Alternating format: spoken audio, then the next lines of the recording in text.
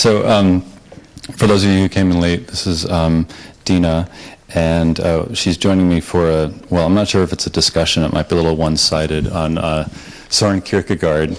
And I guess it seemed like if we were going to talk about this, some people might not right off the bat be familiar with Kierkegaard, although when he first crossed my path a couple of years ago, I was surprised that there were so many things coming from him that I was like, oh, that's where that comes from.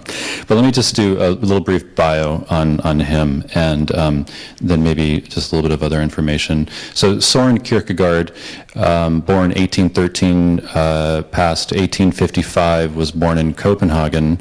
His father, a devout Lutheran, was a poor farmer who, as a young man, cursed God for his misfortunes. I didn't write this.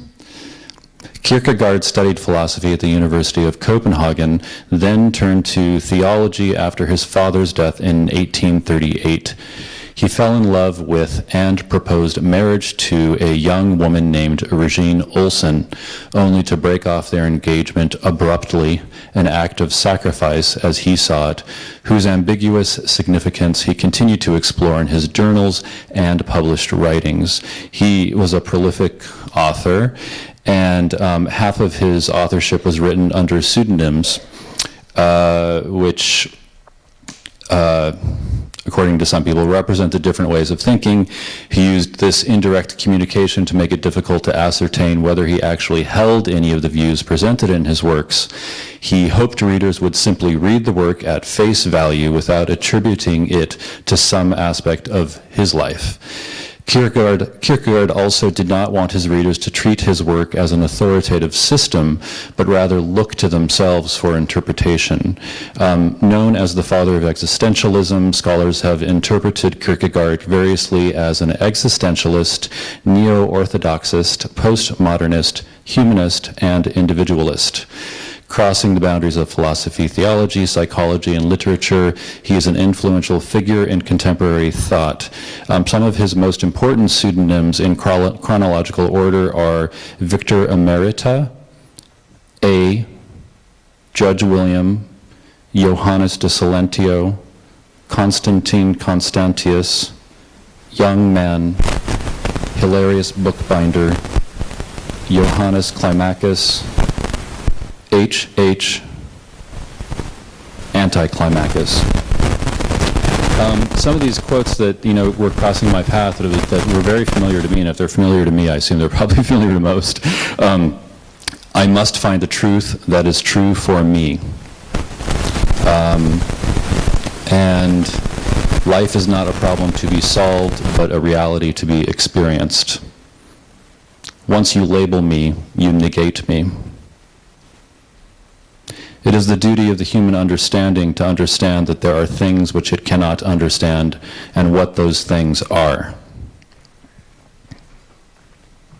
It belongs to the imperfection of everything human that man can only attain his desire by passing through its opposite. So, I guess one question after that introduction, I'm sure that there are many important points that I missed, but is there something that you would add to that of, like really what are some of, actually, I'm sure you could add, what his more important contributions are besides these pull quotes that, give me fodder? Not really. The quotes that you pulled from really are representative of what he felt and experienced and believed. And the most important thing that you hit on, and actually as we were chatting a little bit before this session, is this notion of individualism and subjectivity.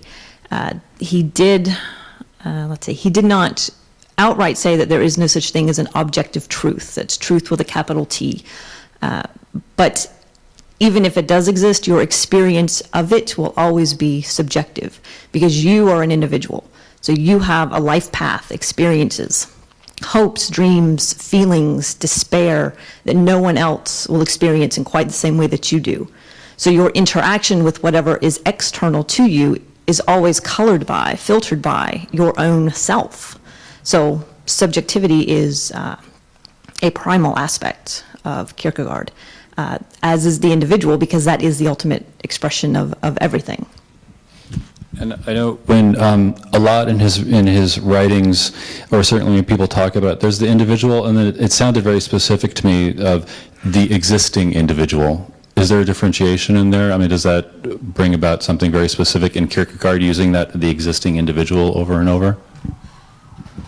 It does, and I don't want to delve too technically into the philosophical aspects of it, but one of the banes of Kierkegaard's existence was Hegelianism. So I don't know how much you know about the Hegelian dialectic, but it is the thesis, antithesis, synthesis cycle of knowledge. And for Hegel, we as individuals experience this as we go through life, on our journey, as we learn, as we take in information. So we have ideas, we come across new ideas, we meld them together to create something even newer.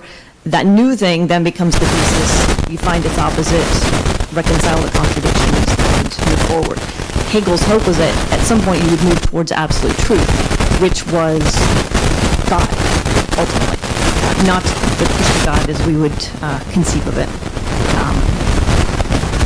So Kierkegaard is trying to say, no, that is not what is going to happen, because there is no objective truth out there. It's only your experience of whatever you think is out there. So this notion of the existing individual, for the Hegelians and for others, German idealists, romanticists, that there is some greater thing that you're striving to become, that you have an essence, a soul, a spirit, whatever you want to call it, that you're trying to give birth to, give life to. And for Kierkegaard, he would say, no, it's the existence, your physical being in this material world, that is what you need to come to terms with. So you express yourself as a physical being, and it is always as a physical being that you interact with other things in the world. So it is not this expression of soul or spirit, but the body. So it's what you do in life. And so this really stuck with me too. It was, it's not what choices you make in life, but how you live with those choices. Where did that stand? Did that stand something greater than, I mean, I think it connects to what you were just talking about. Does that connect to other aspects of his thinking? Well, part of our existence, and this emphasis on existence as opposed to essence or spirit, is that we're beings confronted with choice. Every day, every hour, we have to make a choice. For him, the choice was to live the religious life. That was the highest realm of being for him, and that was the Christian religious life, honoring the Christian God.